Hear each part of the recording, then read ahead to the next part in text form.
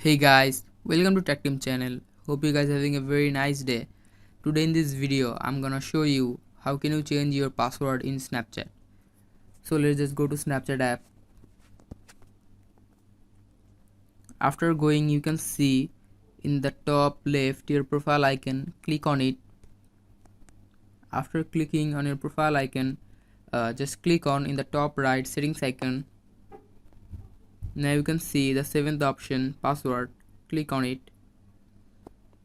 After clicking the password option, you need to give your current password here.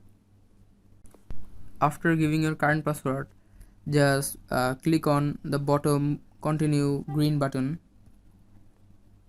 Now you can see here two boxes. In the first box, you need to give your new password, and in the second box, you need to confirm the password. I'm just giving the thing, just hold a second. After giving your password, you just need to click on the save button, bottom green button. So guys, this is how can you change your password in Snapchat. Hope you find this video helpful and give a thumbs up. Don't forget to subscribe the channel. Thank you very much for watching the video.